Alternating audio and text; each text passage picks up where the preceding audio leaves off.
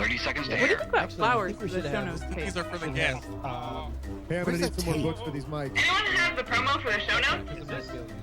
Wait, where's the Fiji water?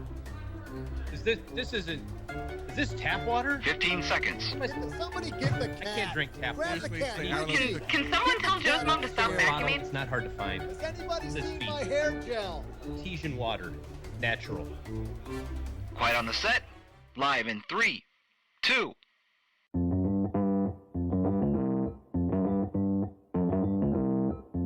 Live from Joe's mom's basement, it's the Stacking Benjamin Show.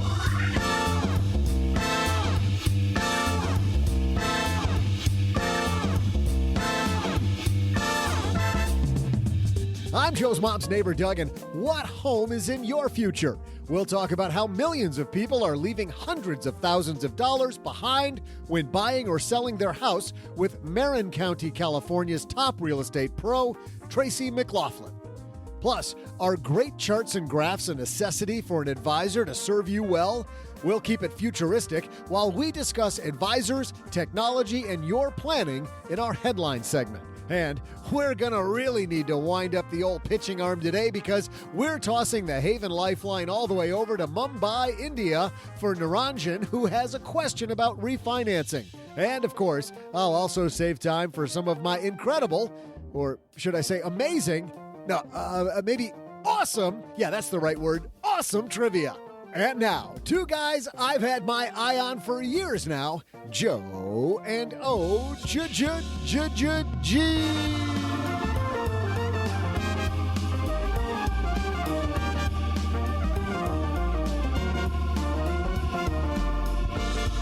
Welcome to Monday. Yes, you made it, and we're here to greet you on the other side. Welcome to a brand new week. I am Joe Salciha, Average Joe Money on Twitter, and across the card table from me, the exclusive co-host on Westwood One's exclusive, for now, Chatty Finance podcast. It's Mr. OG. I like the exclusiveness. Yeah. Yes. Yeah. It is a manic Monday. Don't you wish it was Sunday? That's my fun day. I don't have to run day. I don't have to run day. Yeah. Right. We just came up with that. I know. How was your weekend, man? A song out of that. If only they did. It's summertime. I can't complain about anything. But you know what, OG? A great way to start your week is with studentloanhero.com, because when you go to Student Loan Hero, you'll find out not just are there some fantastic ways for you to catch up on student loans right now between lower interest rates, some great help for some student loan people with the CARES Act, but there are also ongoing programs all the time when it comes to student loans. So whether it's a Parent Plus loan, a federally subsidized loan, unsubsidized loans, or commercial loan, it's all there at studentloanhero.com. Great show today. Tracy McLaughlin joins us. She is a top California realtor. She's written a fantastic book, OG, about people selling their house and about how a lot of people do it wrong. So we're going to talk about house selling and house buying basics.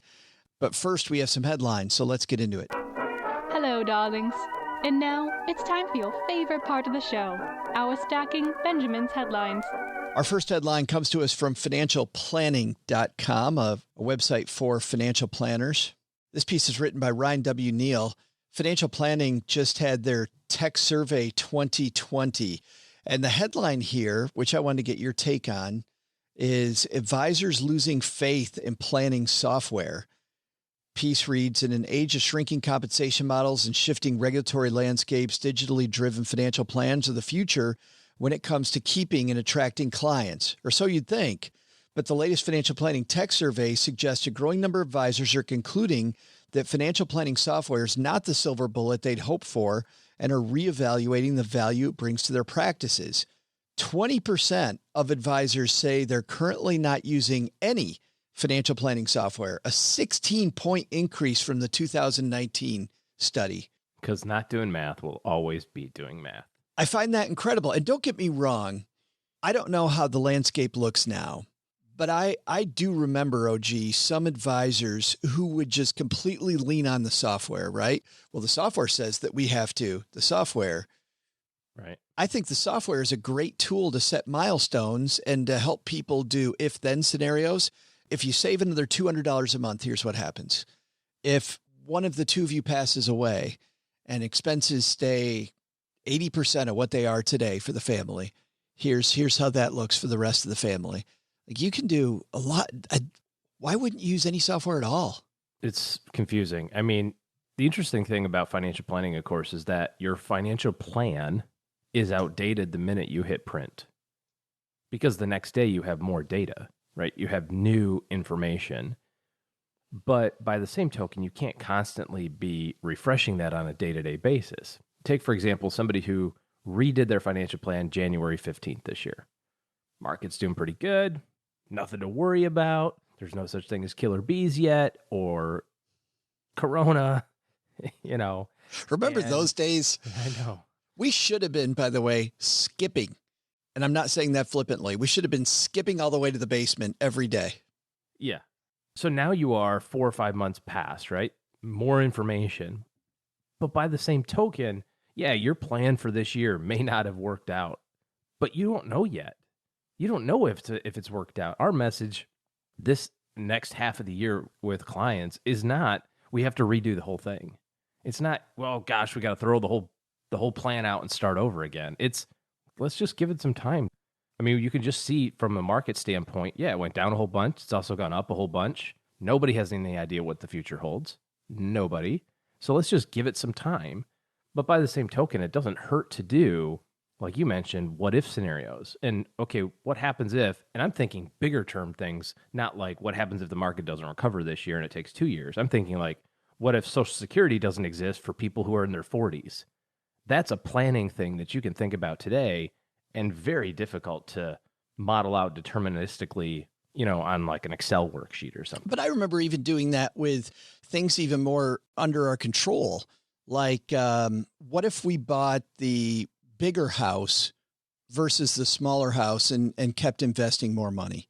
Sure. Or what if I paid my mortgage off in 15 years instead of 30? Right. What if the difference? What if we had a baby and our expenses went up by 20% for the family? Or you had 2 babies at the same time. That would never happen. Never happens in real life. I know, but it's a planning scenario. So right. Exactly. I know advisors are still using Microsoft Excel and a piece of paper, basically, says William Trout, head of wealth management at research firm Celent. Of course, an 80% user rate's very high for an industry typically slow to adopt new technology, but the decrease contradicts popular wisdom about the direction of the advice industry, the piece says. It could be planning technology so widespread it no longer provides a real competitive advantage for firms, Trout suggests. I don't know what firm wants to say, hey, you need to hire me because I use MoneyTree or I use eMoney when I do. Nobody knows what the hell that is. They just want to know that you're, to your point earlier, they just want to know you're doing some math. Or worse, hire me because I know how to use my HP 10B2 and a piece of legal paper and a pencil. I don't know. I mean, you remember the days, you know, back in the day, Joe, back when we were young financial planners. But I was telling this story to some people on my team that remember the software that we had at American Express where you would put all the data in and then you'd hit solve and you would have enough time from the time you hit solve to go get a cup of coffee, maybe go to the bathroom, talk to your buddy, have a sandwich, and then you'd come back and the program had solved the math. Do you remember that? How long it would take, 10 or 12 minutes? Yes. And then you come back and you go, oh, I forgot their 401k contributions. And you have to, put the information back in again and redo it again. And not only that, this is the horrible part. Each time it was nearly impossible to look at it on the screen. Nearly every time in the early days, we had to print it all out. Yeah. And I sat there with the paper and I get to page 85 and I go, none of this plan is good. Start over. There goes another tree. Do another one. Yeah. And now how modular it is, I don't see why you can't or why you don't use, technology. It's not inexpensive. That's the thing. Technology and the service that it provides, you have to look at it as an investment. It's not a cost because it would take so much more energy and effort and, of course, trees to actually be able to do all of that calculation where we can just click a button and have it done almost instantaneously at this point. Rich Keltner Tegra 118's director of product management says advisors may be focusing less on making new plans and more on portfolio management and investment products to help current clients get through the current market volatility in the midst of the coronavirus pandemic. Hey, I got an idea. Here's what we do, guys. There's a hurricane outside. Let's get rid of all the compasses. I don't get it. I don't think technology is important. I think the math behind your financial plan, pretty important. Our second headline comes to us from Yahoo Money. This is written by Dara Singh. Half of Americans took from retirement savings or plan to amid pandemic, survey finds. Does that shock you? No. What would be more shocking is if they contrasted that against just a normal everyday period of time and see what the answer is, because I bet the number's very similar. Yeah, the number's probably got to be in the 30% range, people that just touch it anyway. Yeah. Like, right? Ooh, thing, touch. Don't touch your retirement plan. You'll go blind. Touched. Exactly. What if we put that on there? Get your hand out of that cookie jar. Nearly half of Americans dipped into their retirement accounts recently or considering the move, according to a new survey. 3 in 10 Americans withdrew $6,757.20. Gosh, they're so precise in their withdrawals. You'd think the average American would have just rounded to like 6,500. Can you see that call to Fidelity?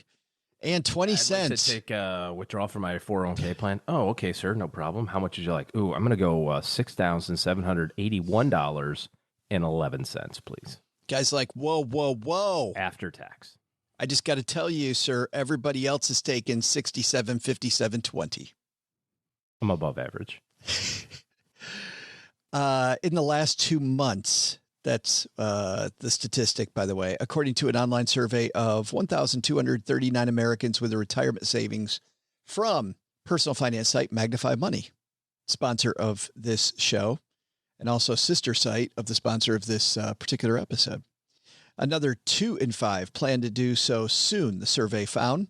Findings come as jobless claims surpassed 36 million, leading Americans to dig into their savings to stay afloat. Recent provisions from the CARES Act also eased penalties for early withdrawals up to $100,000 due to coronavirus-related hardships, making the move less burdensome. I understand that people need money, and I also understand the government's willingness to let people forego penalties to get at that money, OG. But what do you think about this, though, as what seemingly looks like for a lot of people their first line of defense when they run out of money? It's super detrimental. Think of it this way. Even with all of the benefits that they provided for in the CARES Act, right? The reduced payback period time, or I guess the increased payback period time, I guess you could say. Accessibility. I think, did they double the amount? Did they even go from 50K to 100K out of your 401k? It is 100K, yeah. Yeah. So, I mean, all this flexibility, it's so hard to put yourself in those shoes and say, well, this is really, really, really a terrible idea for you, because I'm assuming that they're doing as best as they can with the information that they have, right? So if you're dipping into your 401k, I'm assuming that you've exhausted every other opportunity. But I wonder how many people kind of use it as a crutch. And what I mean by that is saying, like, I don't have to really stretch, or I don't really have to, watch my expenses that much because I've got $100,000 in my 401k I can go get. And the government says they're not going to penalize me to do it. There's certainly a lot of circumstances where, hey, this is the only way to pay the mortgage. And it is what it is at that point. But I wonder how many of these are opportunities where maybe just a little bit more effort, if you know what I mean, like in terms of trying to figure it out or using different alternatives, or even something drastic like just going, hey, well, we just can't afford this anymore. We're going to have to move or whatever, without going into it. Because, I mean, we talk about this all the time in terms of the power of compounding, and we just can't figure it out in our brains. It's just not a thing that works in our head. The idea of the benefit of compounding, we can do additive things pretty easily, kind of physiologically, but like the idea that I can take this $10,000 and it's really worth $500,000, just, it does not compute. And so when you see those withdrawals and you see a $6,000 or $7,000 withdrawal, you go, it's 6 or 7 grand. But we're trying to remind everybody it's not $6,000 or $7,000. It's more like $60,000 or $70,000. Or 100 or 200,000. Yeah. Depending on how young you are. If it's really something important, so be it. But if there's any opportunity to not do this, you just have to let it go and try a different route. It goes hand in hand with that headline that we did last week about how Americans can't do things because they have too much debt. This is another way that we're just mortgaging our future to be able to live today. And it just never ends well. Yeah. And I know that there's some people, maybe even a lot of people, maybe the majority of people who didn't have a choice, right? Like this was it. This was the final straw. And all there was to it was, I got to use this money for my retirement plan. But it's so difficult. Just think about like all the other dominoes that go with this. So when did we most likely take the money out? March or April, right? Like that's when things were the worst. I'm already taking $7,000 out that was worth $10,000 or $11,000 a few weeks ago. So I withdrew the shares worth $10,000 or $11,000 in February. Today there were $6,000, and now I've got to pay it back. And when am I going to pay it back? Well, if I took it out in March or April, it's probably gone up from now. And even if I pay it back over the next 3 or 4 years, it's likely to be at a higher share price. So I got to pay that back at a higher share price. And, the tax implications, all these other things, it's like, oh, you're just hammering all of the bad news all at the same time. So the real question, I guess, is how do you get out of all of this? If you happen to be the person that took $6,725 or whatever you said it was out, you have to drop everything. If things are back to normal from a financial standpoint in your world, if you're working or if you didn't experience the layoff that you thought or whatever the case may be, you have to move mountains to get that money back in. Because the longer that it takes to replenish that account, the more in terms of time value of money, compounding, interest payments, all that stuff, it costs you. So I've always been taught there's 2 types of pain in life, slow pain and fast pain. So just figure out a way to make this really fast pain.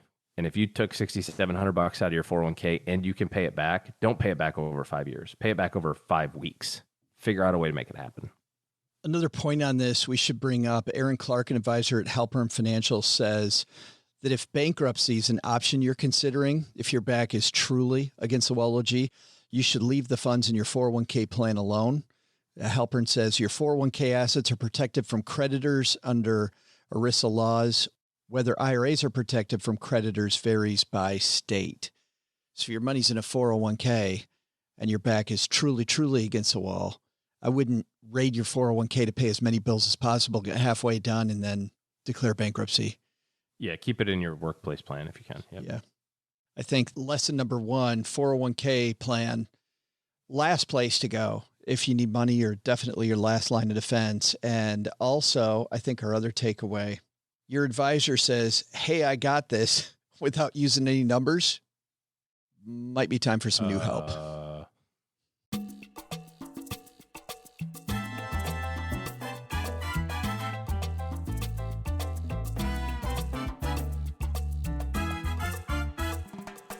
Tracy McLaughlin is a person who knows real estate better than most. Listen to this. She took Pacific Union International and made it the 5th largest brokerage in the United States. She's also one of the top real estate experts in the country. And something I know from recently going through a real estate transaction myself, OG, there is so much that we don't know. And there's so much that we get wrong when we try to buy or sell a house. And I often think, and we've talked about this on roundtables, even our roundtables, OG, have been split around whether you should buy or sell a house yourself or have a professional involved. And yet, when you see the difference, that somebody that understands the market, I don't care if it's a realtor, a real estate professional, but just somebody who understands how to do anything, whether it's somebody who really knows landscaping, somebody who knows calculus, somebody who knows how to do taxes, having the right professional in your corner can often save you and also sometimes create for you tons of money. So today we're going to talk about how do we get more money out of our real estate. Let's say hello to Tracy McLaughlin.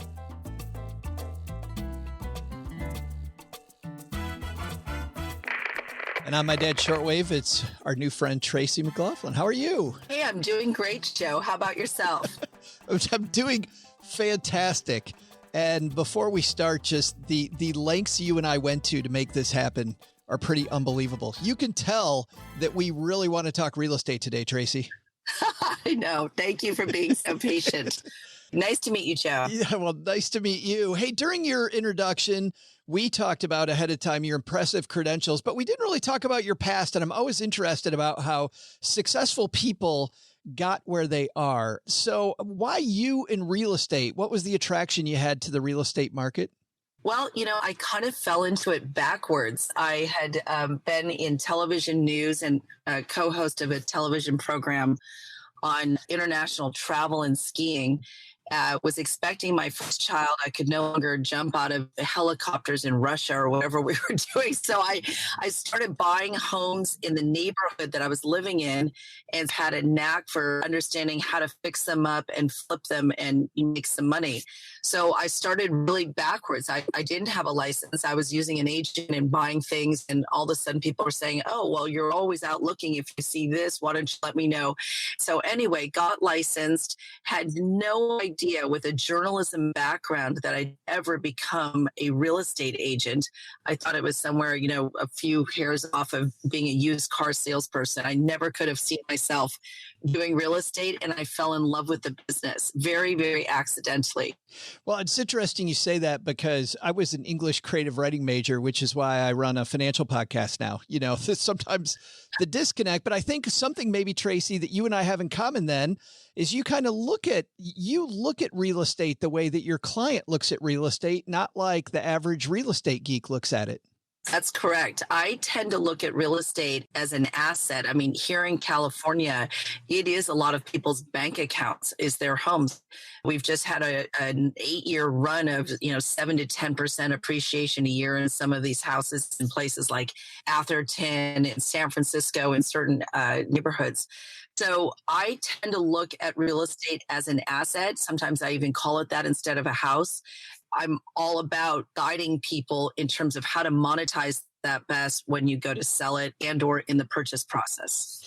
You say in your book that a person's house is a huge part of their net worth. You had a surprising number. I don't remember what it was.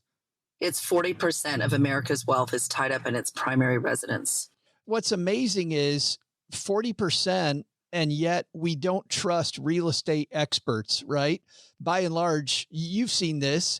People tend to believe their own numbers versus a, quote, real estate expert. Why is that? Well, a little bit of knowledge is a dangerous thing. So you got a double whammy here. Most of us are emotionally tethered to where we live. I mean, we've created our memories there. We've had our children there, Hanukkah, Christmas, celebrations, births, deaths, whatever it is. So in that asset is all of these memories, and thus you've got an emotional attachment. And so because you're emotionally tethered to the house, and a little bit of knowledge is a dangerous thing, buyers and sellers, consumers of homes have immediate access to information now, unlike they ever did even 30 years ago, where they really had to rely on the guidance and counsel of a real estate agent. So now with a click of a button, Zillow tells me this, and I think my house is worth that or more because of the emotional attachment to it. So you start to build a case for your own home's value in your head that's really largely based on your emotional attachment to it. You don't really have a lot of objectivity around that. Plus, access to information that doesn't have a complete filtration system. I mean, there's no way the algorithm of Zillow understands that your paint color is too yellow and not a crisp white, which actually makes a huge difference in terms of marketability and sale. Zillow can't go in and understand that there's stains or rust on your cooktop and it makes your house feel old, and thus buyers will not value it that way. So the nuances of evaluation of your home really largely need to be done through the guidance and counsel of somebody who really understands evaluations. So is the problem bad agents out there, or is the problem that we aren't good at figuring out what a good agent looks like? I think it's both, actually. Listen, if you're managing somebody's stock portfolio, you've got to have an undergraduate degree, take a Series 7. You've got all sorts of checks and balances around the management of somebody's money. There's just all sorts of disclaimers, disclosures, even on their email. So in our business, you have to be 18 years of age, go to about, I think, 60 hours of Anthony school on average, and you can walk in and tell anybody what they want to hear. So the problem is twofold. It's really the fact that there are many people that are not qualified to be doing this. There should be higher levels of education, in my opinion, to get a real estate license, because you are managing people's money. That's what this comes down to. But I believe, like I'm sure you do, Tracy, that in my life, I want to have good people in my corner, right? I want to have smarter people than me when I'm doing important transactions. And crap, if it's 40% of my net worth, this is one of the most important transactions I'm going to have. My real estate transaction is going to be hugely important. So how do we do a better job then of interviewing people to make sure that we get the right person in our corner and avoid some of those bad apples? That's a great question. And what you want to do is, first of all, you want to filter out who are the top, let's call it 5 performers in your market. Okay. Chances are those people are consistently in the number 1 to 5 position in their rankings year after year, because about 10% of people in our business do 90% of the business. And that is consistent over the years. So chances are, if those people are consistently producing, they're consistently performing. And that performance, really, at the end of the day, we're in the business of relationships. I would tell people, I'm not really in the house business. I'm in the business of relationships and the longevity and the protection of those relationships.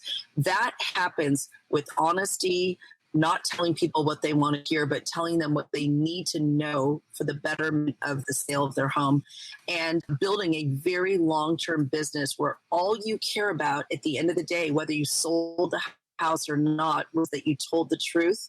And that person was impressed by your knowledge and went and told 5 of their friends. That's how you build a long-term real estate career. So anyway, that's you want to check who's the top performer, and then you actually want to get on the phone and call 5 of their references. Every time I have a huge name in our industry, and I still hand people interviewing me a piece of paper and say, I welcome you to call all of these sellers, all of these buyers, and talk to them about how I performed for them. So research the top people, and then get on the phone and actually call their clients and find out what they're like to work with. You talked about how people overvalue their home, and they overvalue it for sentimental reasons. And in fact, it's interesting. Another statistic you had in your book was that the more we owe on our house, the more we overvalue it. If we owe a bunch of money, we think it must be worth a ton because I owe a ton. But if that's not the metric, the amount that I owe, what is the metric? What metrics do I use to fairly value my house?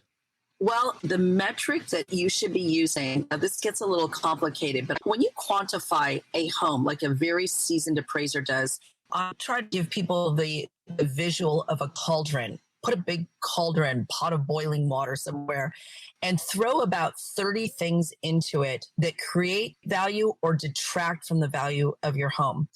There are tangible things like the construction of the home, the finishes, the level of finishes, the floor plan, the layout, the desirability of the indoor-outdoor living, all sorts of things that are there that are very obvious. But then you have less tangible things that are very hard to quantify unless you really understand the nuances of valuation. How do you quantify phone lines in a view versus no phone lines? How do you quantify privacy and quiet? How do you quantify south facing with all day sun versus north facing and losing sun at 1 o'clock in the afternoon? So all of these things need to be put into a cauldron. And the way you evaluate your home is you take the square footage of your home, let's call it 3,000 square feet, and you understand the desirability of the home on a per square foot basis. This gets a little technical, but you're taking those 30 things and you go, well, that's about $750 a square foot because it has this, but it doesn't have that. You take those 30 things, you mix them around essentially, and you multiply the home square footage by the desirability of those things in the cauldron. And that's how we come up with valuation. It's a tricky thing. Most people don't understand. They just, well, this isn't just about my square feet, Tracy. I've got a pool that cascades over here, or look at my views of San Francisco, or whatever they think is so compelling. Those things are actually part of the value. It's a very, very complex process, actually. But then I assume, based on your answer, that even if I'm not selling my home right now, Tracy, there are some things that I can do that are going to increase that price per square foot more than other things, right? Like the square footage is not created equal. So if I'm going to make my house more desirable for other people, kind of in order, what are some of the top things I can do to spike that number? So the things you can do, go on Pinterest, go on House, flip open Elle Decor. Look at what is trending on those sites and in design magazines. And I don't care, the smallest budgets can actually be applicable here and help create tremendous value in your home. If you have old hardwood floors, do a new brown gray mix and cover the hardwood floors with a stain that's current. If your walls sing peach from the 1990s, get them a very crisp white and the right white on the walls. Those two things alone are transformative for how a house markets. If you've got, old appliances, they don't have to be expensive appliances, but change them out in stainless. Everything in our business is about how homes get photographed. We have about 50 photographs to tell the story of a home. If there are elements of old peeking out in those photographs, you've got, the new floors done, but guess what? You've got old crappy appliances and they show up in the photos. People immediately discount the rest of your home because they're seeing elements of old. So my formula is proven. I've done research all over the country and I've done 400 of these for people in the Bay Area. It's staining hardwood floors, it's changing carpet, it's neutralizing the wall color, doing whatever you can with the more permanent finishes like the bathroom countertops, the kitchen countertops. If you have a budget to do that, that's very important.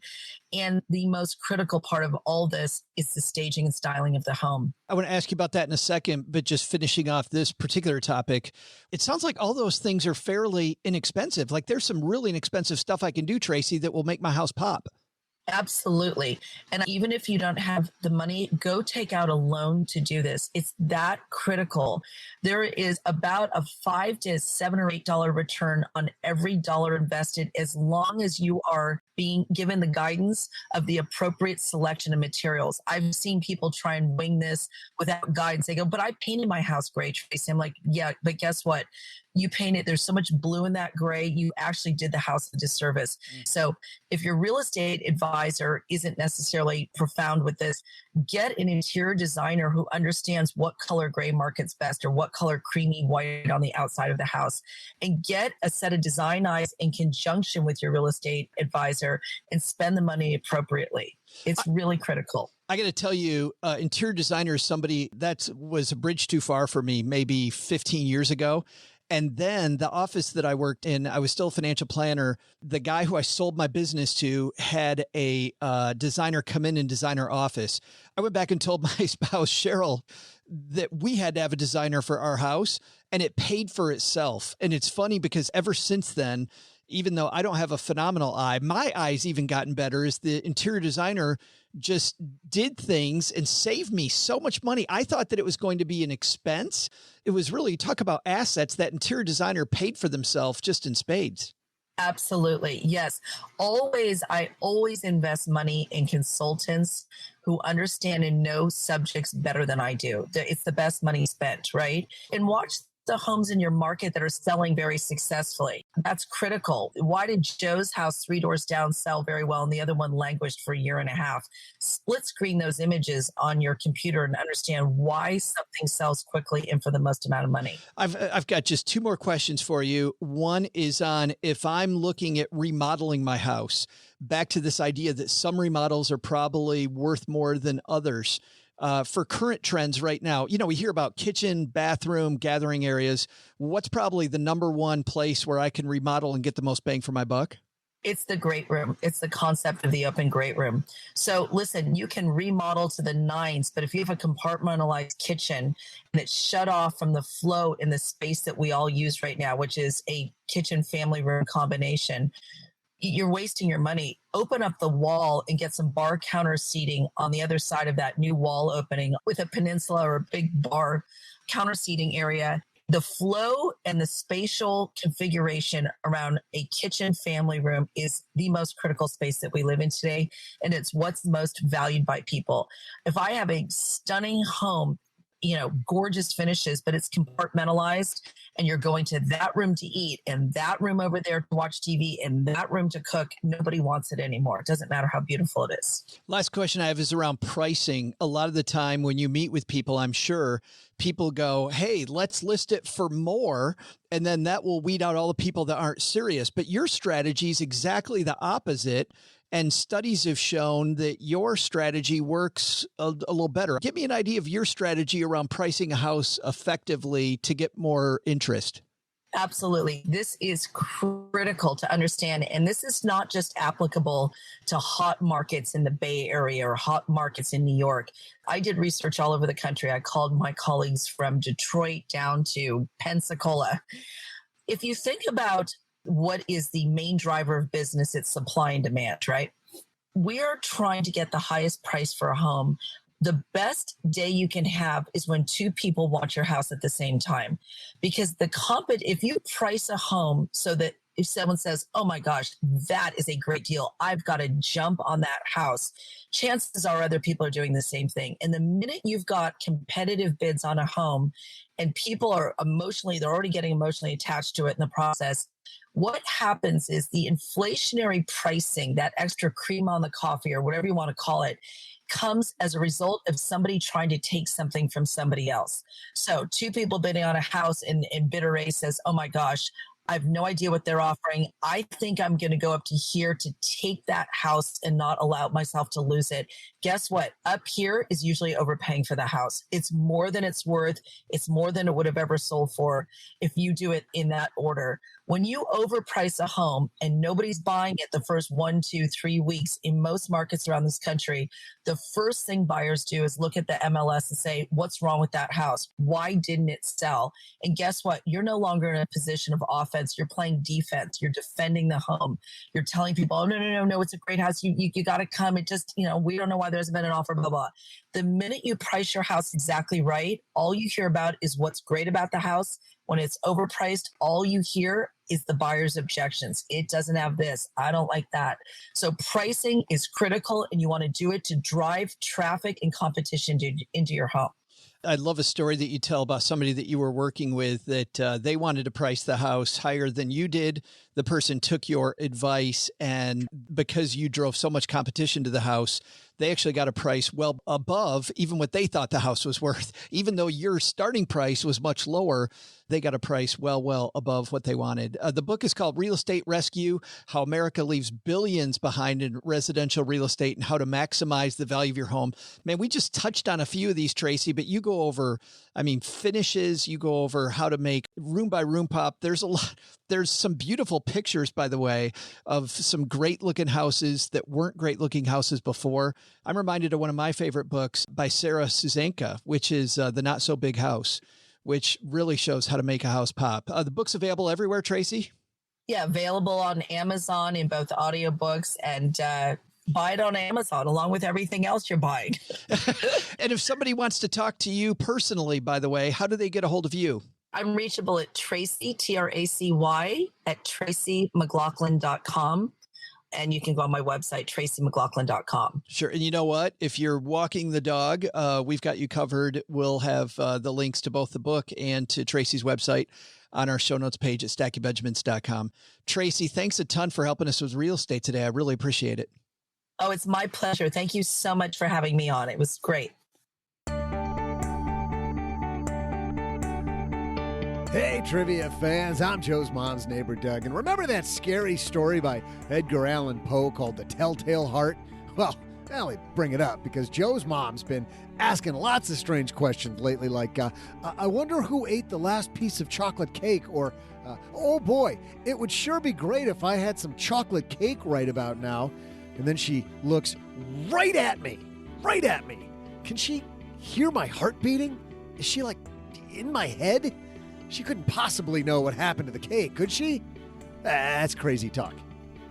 right?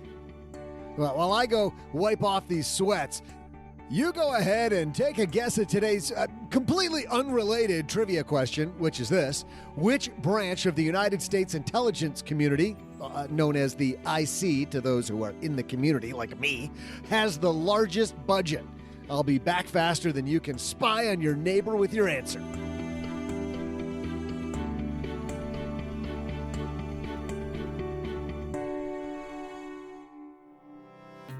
The thrill of the financial markets. Clicking the order on another day trading win. Introducing the perfect coffee for that perfect moment when you've just nailed an upside down candlestick all-in move. Or that glorious time as the sun's coming up and you've pushed through the nighttime hours trading Tokyo, Hong Kong, Frankfurt and London exchanges, and you just barely eked out that option harness that saved your ass before your 24.50 call expired. What's the perfect coffee for that moment? Pour yourself some I got lucky again brew. Imagine delicious trades and a fantastic taste. Sure, you might not sleep because that caffeine combines beautifully with your betting the farm lifestyle, but heck, it's nearly worth it because you found the perfect fix to keep you motoring.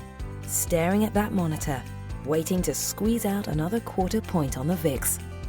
Every time I push the button on another Wisdom Tree Coffee 3x daily leveraged out of the money option, I sip on my I got lucky again brew and think, I got lucky again.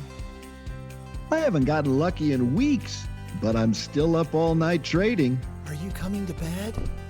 Be there in a couple hours, honey. That doesn't stop me from drinking a cup or 3 of I got lucky again coffee. Sure, coffee won't make you millions, but you'll feel like a million while you drink I got lucky again brew. Available now.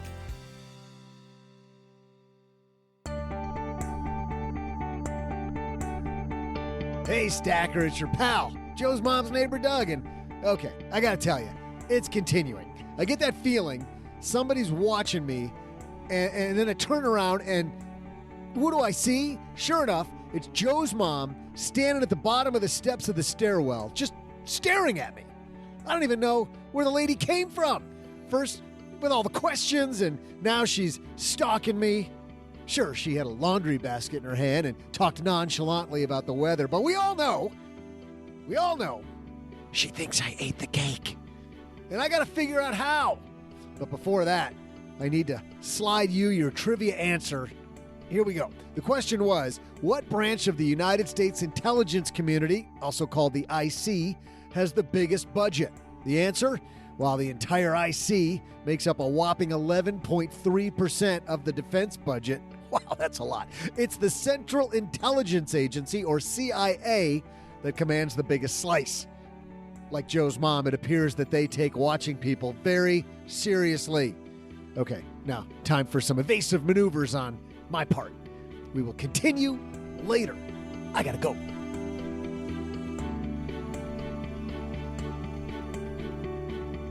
Swing and a miss. You said NSA and it's the CIA.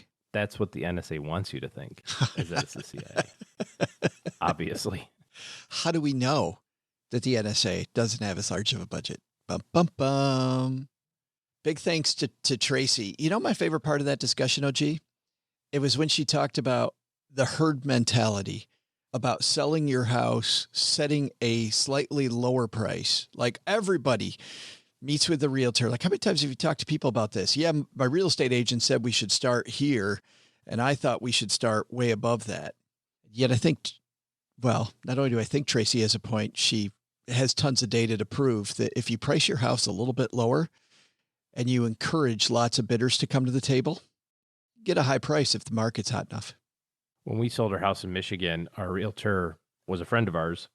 Nevertheless, we did a little bit of due diligence on his method, and he had a very similar approach, which was, I said, hey, I think that our house is worth more than this. He says, I know, I think it is too.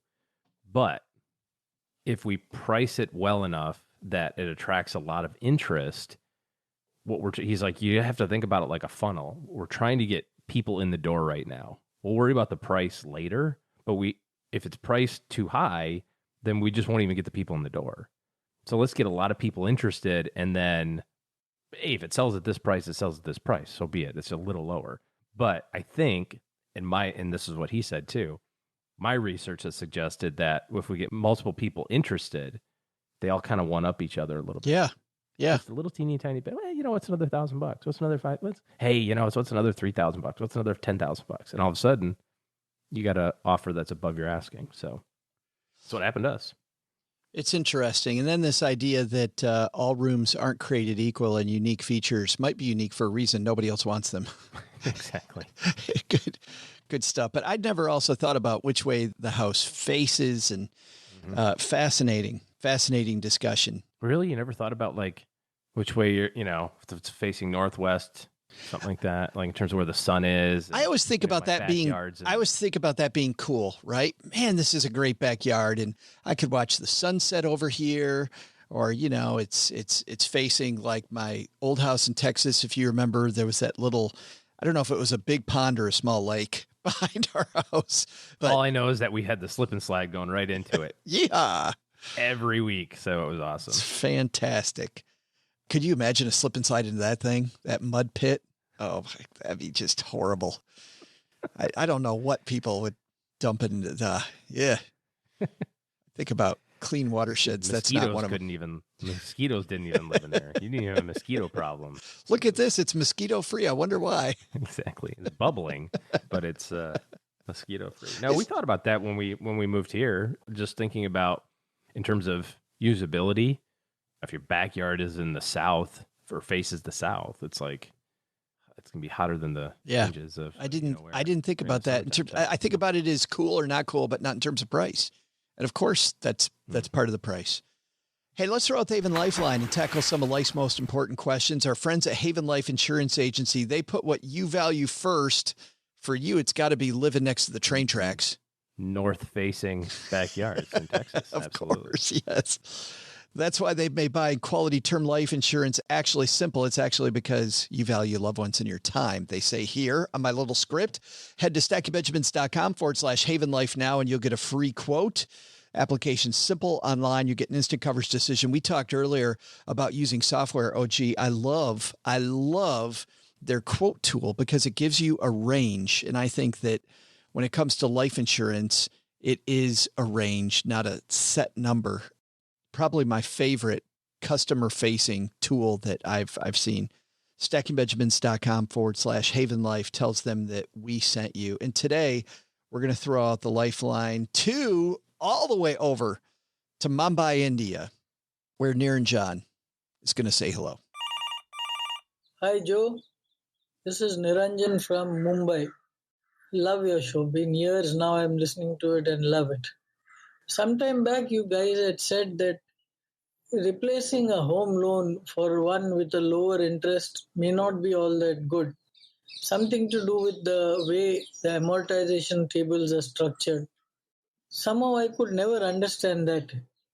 Would it be possible that you explain that on the next show or whenever you get time? My size is a medium, by the way. Bye.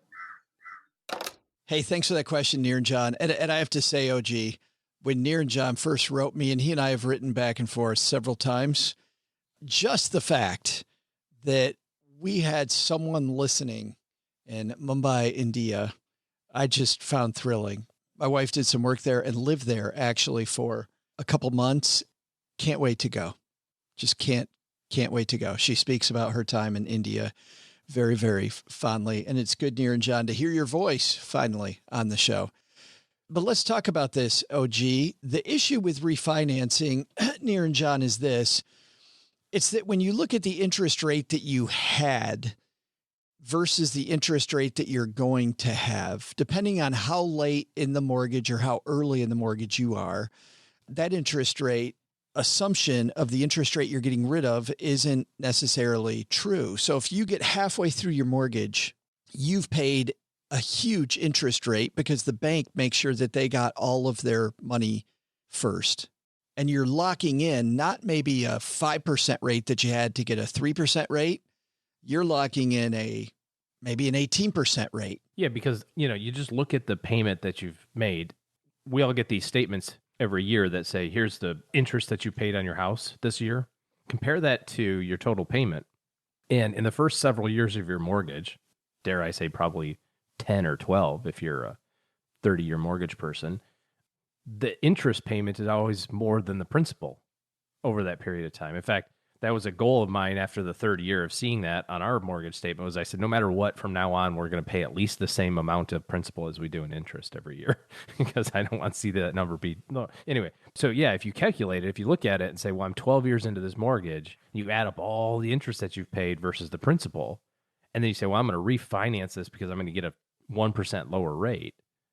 You're going to do that process all over again, which may not be bad. It might not be bad. Not be as good as you think. Right. Here's how I've calculated it for us. We have a 30-year 4% mortgage, or we had a 30-year 4% mortgage, and we are paying it off over the next 15 years. So that's the automatic payment. So you can figure out the math and say, okay, this is how much I've got to pay to make this mortgage balance go away in 15 years. Now I've got a new mortgage when I was comparing this at 2.85% for 15 years. And now here's that payment. And then I multiply those two things out. And I say, well, if I do this payment times 180 payments and this other payment, which is me just making myself pay a 15-year mortgage, times 180 payments, this is how much the delta is. And that's really where you can compare the difference. It's not fair to say, like, I have a 4%, I'm going to 3, so I must be saving a ton of money. In this case, I am. But it doesn't always work out that way. Well, and here's where, just trying to do this in my head, OG, I get confused, and maybe you can help me, which is, let's say that I'm 2/3 of the way through a mortgage that's at 5%, and the bank has taken these huge interest payments from me for the first several years. I would think then the rest of my interest payments, because it works out so that my average interest rate was 5% over time, right? Which means the rest of my payments, if I just hold on to this mortgage from here on out, probably are substantially less than 5. Right. Like that's a sunk cost that's already gone. And when I'm looking at 5 versus 3, I'm looking at the entire term of the mortgage. So the rest of my term might be at 1.5%. I don't know. I mean, it depends on where you're at in the mortgage, but seeing that the way that an amortization table works really changed my viewpoint on refinancing. If it's early in your mortgage, I think definitely continue to lock it in, right? Right. And also, I think if you can do something called a rate and term mortgage, which I've seen less and less of these days, but if they will continue your same term that you're on, but they will lower the effective interest rate so that you're on a 3% table versus a 5% table, then by all means, have at it. Yeah, and you don't get what you don't ask for when it comes to this sort of stuff. I mean, bankers aren't total idiots. Most of them are, I guess. But you're saying most of them are total idiots or aren't? Let's clarify. Yeah, they are. They are total idiots. Most of them are, but they're not always. Especially if you're working with a credit union or a local community bank, you might be able to kind of negotiate a little bit of that and say, hey, I've got this mortgage at 4%. I'm already 10 years into this 20-year term. Can we just change the interest rate from here on out? They might be willing to do it. Thanks for that question, Neer and John. That is something we have not talked about recently, so I'm glad you brought that up. And once again, great to hear your voice, my friend. And thanks for hanging out with us these last several years. All right, that's going to do it for today. A couple things. Before we came downstairs, I noticed Mom standing by the fridge, and she had another review on the refrigerator. This one comes from Steak Brother. It's 5 stars, called Land the Plane. See where this is going? Oh, boy. Come for the personal finance aviation analogies. Stay for the day-old coleslaw. Boy, those jokes don't get old. This podcast features some of the best trivia on the internet. Both listeners have yet to learn anything, though. Succinct and yet still eviscerating commentary and 5 stars. Mom, super happy with that. Thanks, Steak Brother, for that one. Although I'm fairly certain, OG, that that's not actually Steak Brother, because Steak Brother doesn't know half of those words. Knowing him personally, I don't think that he could put those sentences together. Come up with something like that. And last, if you're someone as we dig our way out and begin the recovery, which I'm so excited about the recovery, head to stackingbenjamins.com/OG if you need better help in your corner.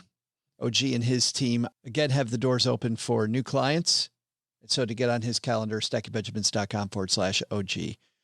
One last thing, mark your calendar. We're going to talk about this in the Stacker first and also on Facebook, but I know many of you don't do social media.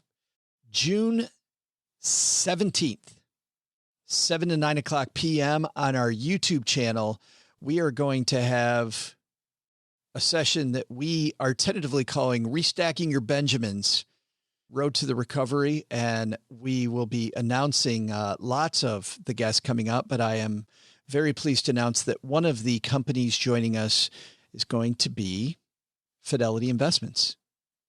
And on Wednesday, we'll talk about another one of the companies.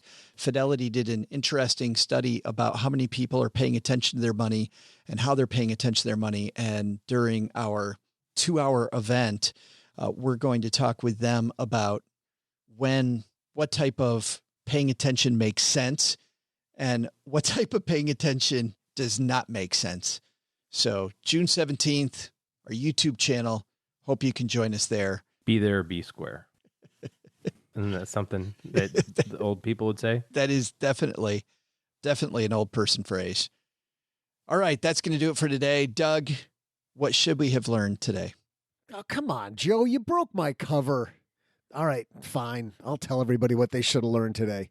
First, take a lesson from our headlines. Your advisor doesn't use any software?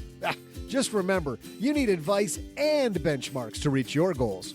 Second, take a lesson from Tracy McLaughlin. You need to know what to market when selling your home to get the most money out of the sale. But the big takeaway? Turns out Joe's mom isn't the next Sherlock Holmes. Yeah, I just accidentally left a trail of crumbs down here to the microphone, and I even had some chocolate on my face, you know. Okay, I ate the cake, Ma.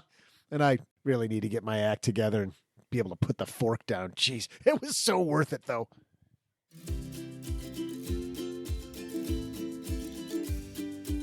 Big thanks to Tracy McLaughlin for sharing all her wisdom about selling and buying homes and how not to leave money on the table. Too bad Joe and our producer Karen didn't have this book before they sold their homes last month. You can find all of Tracy's information at tracymclaughlin.com. And of course, you can also find all her links on our show notes page, stackingbenjamins.com. This show is created by Joe Saul-Sehy, produced by Richie Rutter-Reese, and engineered by the amazing Steve Stewart. Online, visit us on Twitter at SBenjaminsCast or on our Facebook page. I'm Joe's mom's neighbor, Doug, and I just jumped the shark. SB Podcasts may receive payment on the show from sponsors and guests in the form of books, giveaway items, discounts, or other remunerations. That's a big word. There's no way you take advice from these dorks, but like Joe's mom always says, don't take advice from people you don't know. This show is for entertainment purposes only, and before making any financial decisions, consult with a real financial advisor. Big thanks to Joe's mom for getting the oven going again. I smell cookies. Not that I'd have any. I definitely wouldn't take any, but they smell good.